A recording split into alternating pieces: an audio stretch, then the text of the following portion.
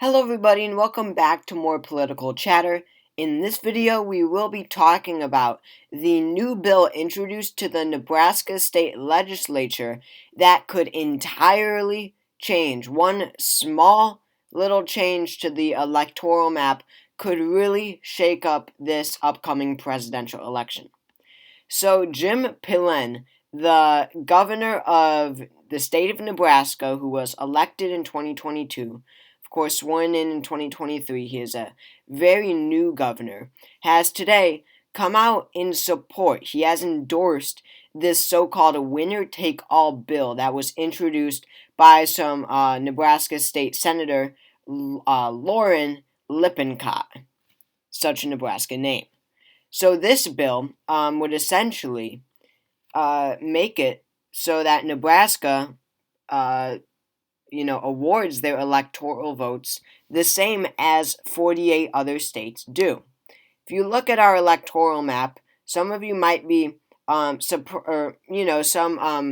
be confused, I should say, about two states, that being Nebraska and Maine, because as you can see, Nebraska and Maine have split electoral votes.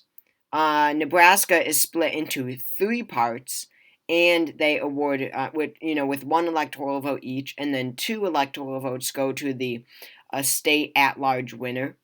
And then in Maine, you have two districts, so one electoral vote from each, and then two to the statewide winner. So these are congressional districts. They award their electoral college electors a bit differently than most states, as you can see. Most states just do it, as this winner-take-all system says. You win the state of Kansas, you win the entire state of Kansas, then you win all six of their electoral votes. But Nebraska and Maine, they say they, have their existing congressional districts. These are their congressional districts. This is, here we have Nebraska's first district right here. Nebraska's second is the blue, and then Nebraska's third is the one in the middle. So, you have representatives from each. They run for Congress in these districts every year. And they say whoever wins each congressional district will win one electoral vote from that district, and the winner of the entire state, the statewide winner, as every other state does, they will win two electoral votes. So, it's a very slight change, and never has it, been a such a election-changing decision before. It never has been. But this election is historic because of how close this 2024 election will be between Donald Trump and Joe Biden.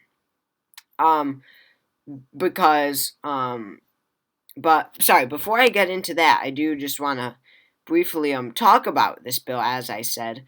Again, this bill brought up in the Nebraska state legislature that the governor, Jim Pillen, has now endorsed, says that he would support if it came to his desk, would make it so that Nebraska goes in line with all the other states. They would have 5 electoral votes total, so they're saying they're introducing a bill to make it so that whoever wins the entirety of the state of Nebraska wins the entire 5 electoral votes.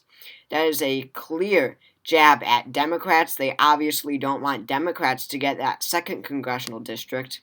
If you look back at 2022, Joe Biden was able, he did manage to grab this second congressional district that by 6.6%. That was one more electoral vote under his belt. But when you look at the statewide vote, Donald Trump won by 19%, a big win of 19%. So he would have won that electoral vote if it wasn't split by congressional district. So again, that would mean this would essentially mean that Republicans are guaranteed one more electoral vote, and we will go into why that is so important. Now, I am not some Nebraska state legislature expert, right? I don't know how fast these bills will move through the state legislature. I am not positive that it will be passed by election day, that this will go into effect by election day, or if it'll get passed at all. But considering that Nebraska I assume, I'm sure, has in their state legislature, have a Republican supermajority, that Republicans just have dominant control, and now the governor coming out in support of it, it really looks like this will eventually, if not by election day, at some point get passed. But if this does get passed, it really opens the door for a very historic 2024 presidential election. And that is because a contingent election is possible. Now, I'm sure you've all seen the YouTube videos. There are many about the so-called Electoral College nightmare, when each candidate gets 269 electoral votes. No one knows why it's designed that way, but 270 are needed to win, and it is possible for for both candidates to get 269. So when this happens, when no one gets to 270 electoral votes, the presidential election is then thrown to the House of Representatives. Now here, it's not just like each representative votes. No, each state delegation, each decides on one candidate to place their vote for. So that means that there are 50 votes, one vote from each state. So now here we actually can get to some House districts here. As you can see, well, you can't see it here, but California, has all of these districts, right? They have 52 congressional districts, the vast majority being Democrat. So they would, the majority would decide to cast California's one vote for Joe Biden. But meanwhile, in Wyoming, there is only one congressional district. Only one. It is an at-large statewide district. So obviously, this is a Republican who is closely aligned with Donald Trump. So she would place her vote for Donald Trump. So the point is, a huge state like California has just as much influence on the state as a state like Wyoming. And in this, and just to go a little further, if a state cannot come up with a winner, so that would be Minnesota and North Carolina, right? Because in Minnesota, both parties have 4 representatives. In North Carolina, each party has 7, so they would have a very tough time coming up with someone to cast their vote for, so they probably wouldn't vote at all. So I have done this situation before, and it does appear that Donald Trump would win this. Now, that would be historic. As for the vice presidential election, if you want to know about that, that election is actually thrown to the Senate, and each senator gets 1 vote. So there's 100 votes for each 100 senators. And that, again, all this stuff all depends on who wins the Congress, in 2024, like, in each state, who is winning the, the congressional districts. So this, it didn't really appear to be likely, right? You've all seen the Electoral College nightmare videos, 269 to 269. But these situations were never that realistic because they had Nebraska's second flipping to Donald Trump, which at this point, and this is my current prediction in reality right now, I currently have Republicans winning, Trump winning 278 to Biden's 260. But when you look at 2020, Nebraska's second went to Biden by 6.6%. And for there to be an electoral college tie, Joe Biden would have to lose. Donald Trump would have to win Nebraska's second congressional district, right? It would have to be. Donald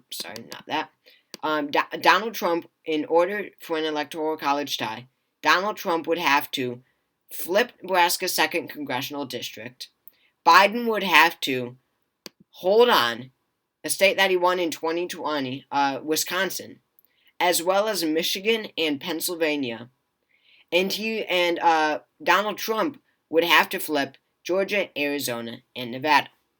Now, I've always thought this is incredibly close to reality, except for one thing, and that is that lone electoral vote in Nebraska's second congressional district, because that went to Biden by 6.6. That is most likely not flipping. it might get a little close, but that is not flipping to Donald Trump. But what if this bill is passed by then? Because as I said, that means that all of Nebraska's 5 electoral votes then would flip to Donald Trump. Sorry, not flip, but Donald Trump would gain an electoral vote in Nebraska. That is a guaranteed pickup of 1 electoral vote because, again, he won the statewide vote by 19%, even with the 2nd district in there, that Democratic 2nd congressional district. So Nebraska would flip. So then you're at 269 to 269, and you're at an entirely now possible situation. Now this could be an accurate prediction that someone might actually have in 2024. I mean, when you consider how Biden is really aiming and targeting Wisconsin, Michigan, and Pennsylvania, how he's opening field offices and running tens of millions of dollars of ads across these 3 states. Remember, the blue wall carried him to victory in 2020. He won 306 electoral votes. The blue wall alone contained 46 electoral votes, so he wouldn't have won without the blue wall. It is a critical region in presidential elections, and it is so necessary, and Joe Biden knows that.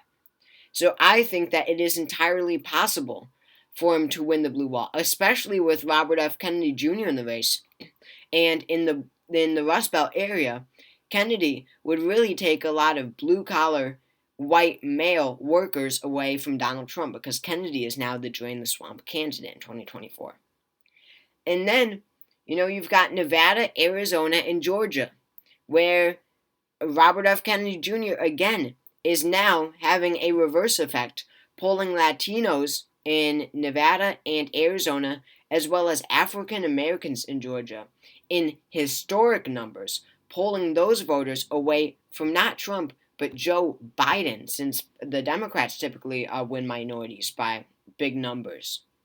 So it is in the, especially when you look at polling, it's really looking like Nevada, Arizona, and Georgia will flip, and that North Carolina will stay with Donald Trump, even though Biden's targeting it. So then you come to a real scenario where Joe Biden wins 269 and Donald Trump wins 269, and a contingent election occurs, and the election is thrown to the U.S. House of Representatives. Before, it was not possible. The YouTubers before told you it was. It wasn't. Nebraska 2nd wasn't flipping. But what if this bill is passed soon? That is a guaranteed win, a gain of an electoral vote, and easily a contingent election can occur. I mean, if this bill is passed, I would not be surprised at all if there is a contingent election, if they do end up tied. And that would be a historic first. So thank you all for watching this video. Make sure you all go ahead and subscribe. That'd mean a lot. Again, I hope you all enjoyed, and I will see you all next time.